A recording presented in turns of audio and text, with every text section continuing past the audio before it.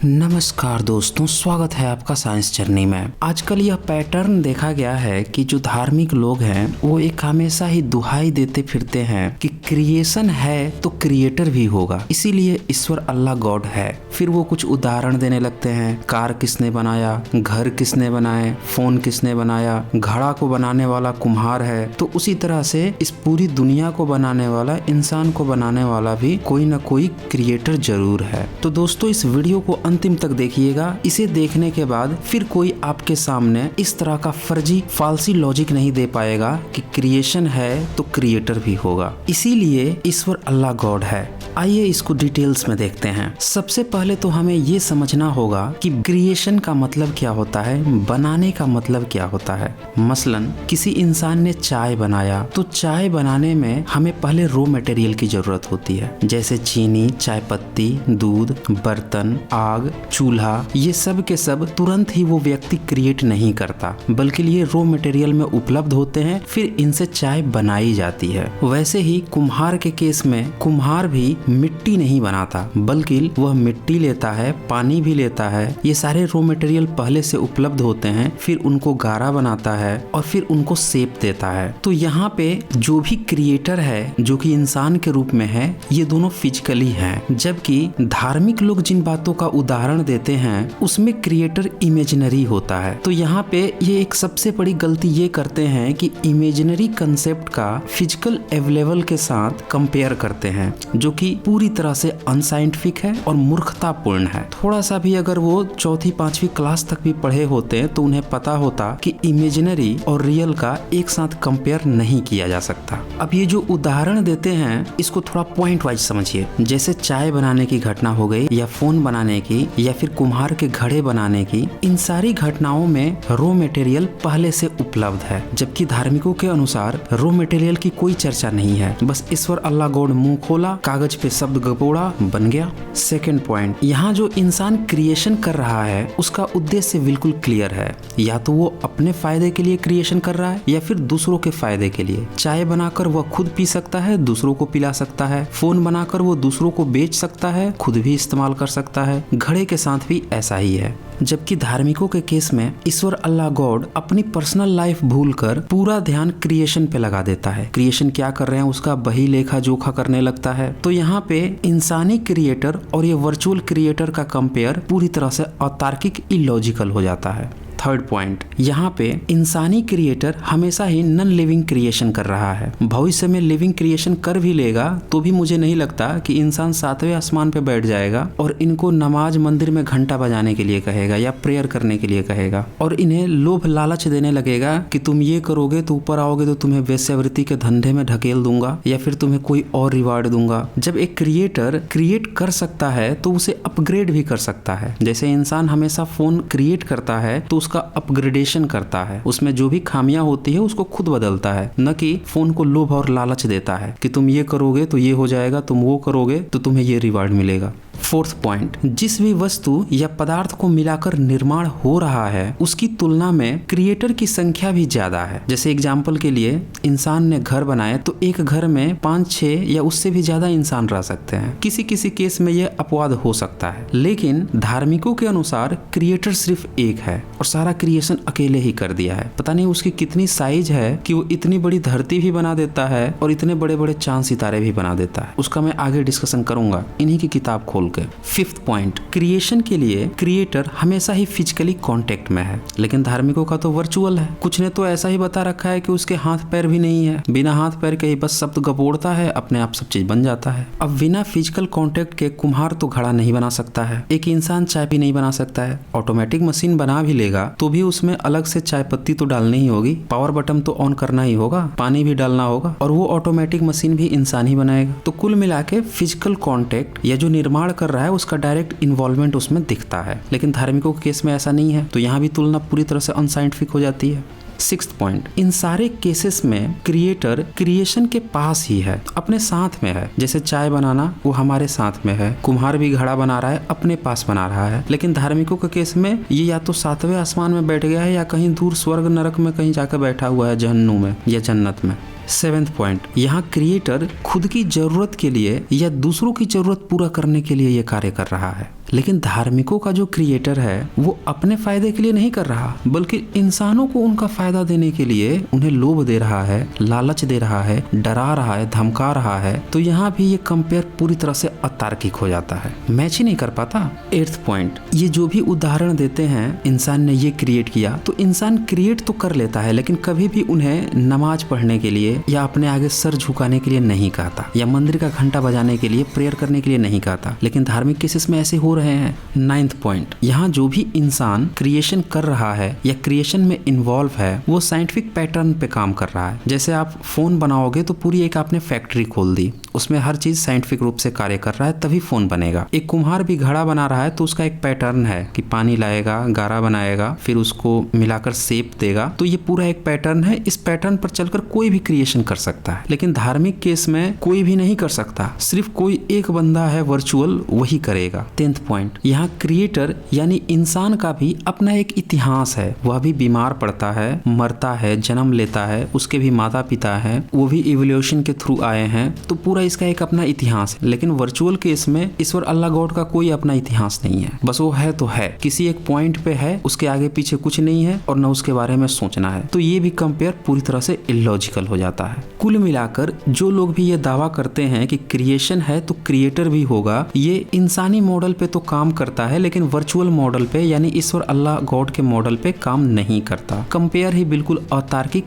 Illogical, मूर्खतापूर्ण, हास्यप्रद हो जाता है। अब सवाल ये उठता है कि ऐसे सवाल मन में आते क्यों हैं? तो इसे भी समझने के लिए थोड़ा सा बैकग्राउंड में जाना होगा। अगर हम आज से 8-10 हजार साल पहले की बात करें तो हम देखते हैं कि इंसान उस समय प्राकृतिक संरचनाओं जैसे गुफाओं में, कंदराओं में इत्यादि में रहता था। वह शिकार पे निकलता था, अपना पेट भरता था, फिर अगले दिन के शिकार के बारे में वो सोचता था। तो उसकी बस यही जिंदगी थी। लेकिन जैसे जैसे समय बीतते गया वो क्रिएशन खुद करने लगा, जैसे घर बनाने लगा, फसल उगाने लगा, उसे थोड़ी सी स्टेबिलिटी मिली। और जैसे जैसे वो निर्माण कला में आगे बढ़ता गया, जैसे पिछले 4,500 सालों में देखा गया कि मिस्र में बड़े बड़े पिरामिड उसने बना डाले, भारत में सिंधु घाटी सभ्यता में उसी समय कई मंजिला घर बनने लगे, नालियां बनने लगी, स्विमिंग पूल तक पाए गए हैं। तो जैसे जैसे इंसान निर्माण कला में आगे बढ़ा तभी से उसके मन में भी ये विचार आने शुरू हुए, मैं जिस तरह क्रिएशन कर रहा हूँ तो उसी तरह से कोई और भी क्रिएटर हो सकता है जो ये सारा क्रिएशन किया हो।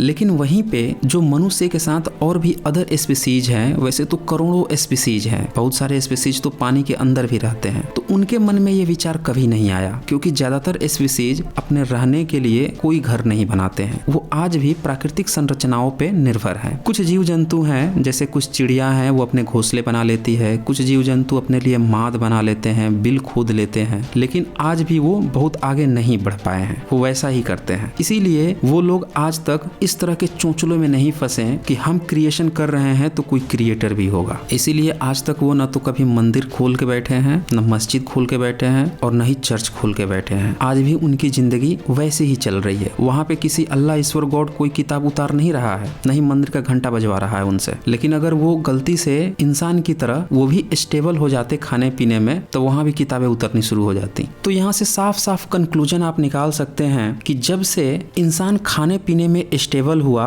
तब से वह इस तरह के धूर्ततापूर्ण शब्द जाल में फंस गया। और सेकंड पॉइंट, इंसान खुद निर्माण कला में लगातार विकसित होता गया, जिसके कारण उसके मन में इस तरह के सवाल भी उपजे कि क्या मेरी तरह कोई और भी है जिसने इस पूरी दुनिया को बनाया। तो पहला पॉइंट का तो आंसर आप देख चुके हैं कि जो धार्मिक ठेकेदारों की शब्दावली है कि क्रिएशन है तो क्रिएटर होगा, पूरी तरह से गपोड़ लीला है, उसका वास्तविकता से कुछ भी लेना देना नहीं है। और जो दूसरा पॉइंट है कि इंसान के मन में यह सवाल इसलिए आया क्योंकि वह खुद निर्माण करने लगा, इस पे हम थोड़ी सी चर्चा कर सकते हैं। इसको अच्छे से समझने के लिए हमें ये देखना होगा कि कौन वो लोग आपके मन में इस तरह के विचार डालते हैं। जैसे आप बिल्कुल साइंटिफिक हैं, लॉजिकली सोचे तो आपके मन में यह प्रश्न कभी नहीं उठेगा, और उठेगा भी तो आप उसका साइंटिफिक अप्रोच के तहत उसका उत्तर खोजेंगे। लेकिन ये देखा जाता है कि ऐसे प्रश्न अक्सरहा वो लोग करते हैं जिनके माता पिता अक्सरहा धार्मिक होते हैं, और वो भी खुद धार्मिक होते हैं या किसी बाबा ढाबा मौलवी के चक्कर में पड़े होते हैं। तो इसीलिए उनकी ही धार्मिक किताबों को उठाकर एक बार देखना जरूरी है कि इनका जो फर्जी क्रिएटर है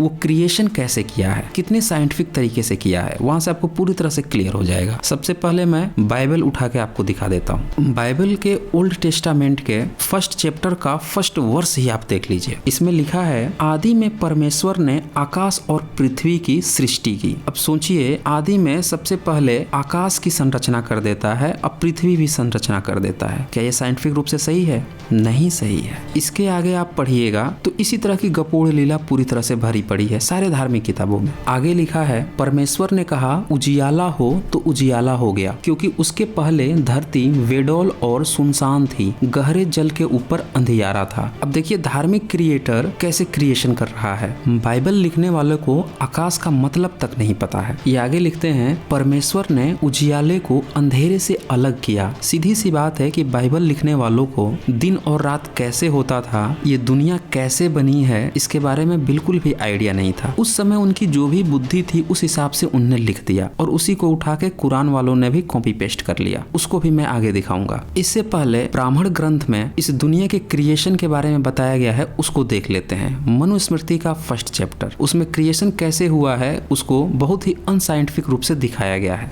आप खुद देख लीजिए। फर्स्ट चैप्टर के 8 श्लोक को आप देखें, उसमें लिखा है, वह परमात्मा अनेक प्राणियों के उत्पन्न करने की इच्छा से ध्यान कर अपने शरीर से जल उत्पन्न कर उससे बीज उत्पन्न किया। अब बताइए, परमात्मा खुद से ही जल उत्पन्न कर ले रहा है। श्लोक 9 देखिए, वह बीज सूर्य के समान तेजस्वी सुवर्ण का अंडा हो गया, उसमें से सभी लोगों को उत्पन्न करने वाले स्वयं ब्रह्मा जी उत्पन्न हुए। श्लोक 13 देख लीजिए, ब्रह्मा जी ने दोनों खंडों से क्रमशः आकाश, पृथ्वी और मध्य में स्वर्ग, 8 दिशाओं और 8 समुद्र जल के स्थान बनाए। श्लोक 3 भी देख लीजिए, फिर अत्यंत तेजस्वी इन 6 तत्वों के सूक्ष्म अवयवों को उन्हीं के सूक्ष्म किनारों में न्यास करके सभी प्राणियों की रचना की। तो इतनी अनसाइंटिफिक बातें लिखी हैं ब्राह्मण ग्रंथों में भी। इस तरह से क्रिएशन होता है। सीधी सी बात है कि धार्मिक ग्रंथ लिखने वालों को बिल्कुल भी नहीं पता है कि दुनिया कैसे बनी। जो इनके मन में आता था वही गपोड़ लीला उस समय लिख देते थे और लोगों को मूर्ख बनाते फिरते थे कि ये लोग बहुत ज्ञानी हैं। किसी भी धार्मिक किताब में कहीं भी ये चर्चा नहीं है कि रॉ मटेरियल कहाँ से आ रहा है, ये ऐसे हो गया, वो वैसे हो गया, बस हो गया। इनने मुंह खोला, शब्द गपोड़ा, कागज पे लिखा, बस हो गया, आपको मान लेना है। इसीलिए ये लोग फैथ की बात करते हैं, यानी अंधा विश्वास की बात करते हैं। हम बोल रहे हैं, आप मान लो। क्यों मान लो?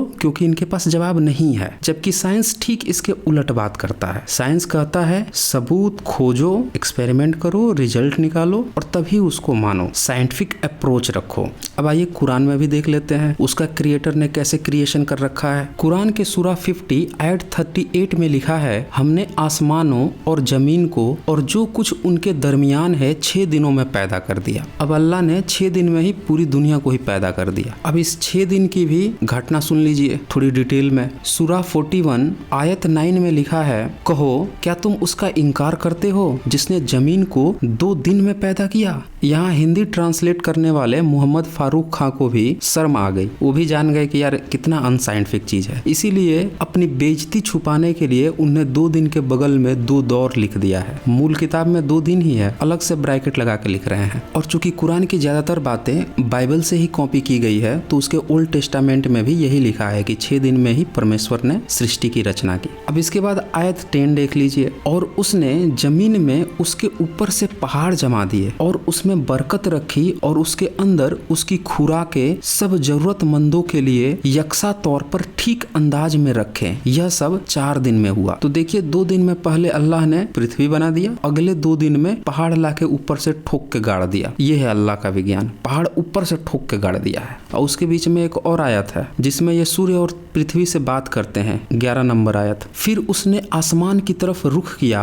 जबकि वह महज धुआं था और उसने उससे और जमीन से कहा, आओ खुशी से यह मजबूर होकर। दोनों ने कहा, हम आए फरमान बरदारों की तरह। अब देखा अल्लाह ने पृथ्वी से भी बात कर लिया और आसमान से भी बात कर लिया और दोनों से बोल दिया, दोनों सुन लिया और इसको जवाब भी दे दिए। और आयत 12 भी सुन लीजिए, फिर उसने 7 आसमान होने का फैसला सादिर फरमाया 2 दिनों में और हर आसमान में उसने मुतअल्लिक हम वही कर दिया और आसमान ए दुनिया को हमने चिरागों यानी कि तारों से सजा दिया। अब इतना विज्ञान आपको कहीं मिल सकता है? पहले पृथ्वी बनती है और बाद में सितारे बन रहे हैं और वो भी उनको टांगा जा रहा है। तो सीधी सी बात है कि जितने भी धर्म ग्रंथ लिखे गए हैं ये अपने समय में अंधों में काने राजा थे। उस समय शिक्षा की व्यवस्था नहीं थी, लोग पढ़े लिखे नहीं होते थे, तो इसी तरह की छोटी मोटी बातें बता फंसाकर लोगों को ये लोग अपना वर्चस्व कायम करते थे, अपने जाल में फंसाते थे और अपना धंधा चलाते थे। लेकिन ये 21वीं सेंचुरी है, हम सभी जान चुके हैं कि ये जितने भी धार्मिक क्रिएशन का जो क्रिएटर है वो पूरी तरह से फर्जी है, अनसाइंटिफिक है, इलॉजिकल है, मूर्खतापूर्ण है, हास्यप्रद है। इसीलिए इन सब को त्याग कर देना चाहिए और पूरी तरह से साइंटिफिक अप्रोच के अनुसार आगे बढ़ना चाहिए। अब चूंकि धार्मिकों लोगों के साथ दिक्कत ये है कि इनकी जब पोल खुल जाती है तो इनका धंधा मंदा पड़ जाता है। तब ये लोग लॉजिकल फालसी का इस्तेमाल करते हैं, क्योंकि ये धर्म ग्रंथ की किताब जब दिखाएंगे दूसरों को तो वहाँ पे इनकी सीधे सीधे पोल खुल जाएगी। इसीलिए ये लोग अपने अनुयायियों को इस तरह की फर्जी बातें बताते हैं कि देखो चेयर को इंसान ने बनाया है, उसी तरह से इसीलिए दुनिया को भी अल्लाह ने बनाया। तो इस तरह की ये फालसी लॉजिक इस्तेमाल कर अपने अनुयायियों को बेवकूफ बनाते हैं। तो दोस्तों इस वीडियो को ज्यादा से ज्यादा शेयर कीजिए, सभी लोगों तक पहुंचाइए, ताकि ये जो सबसे बड़ा इनने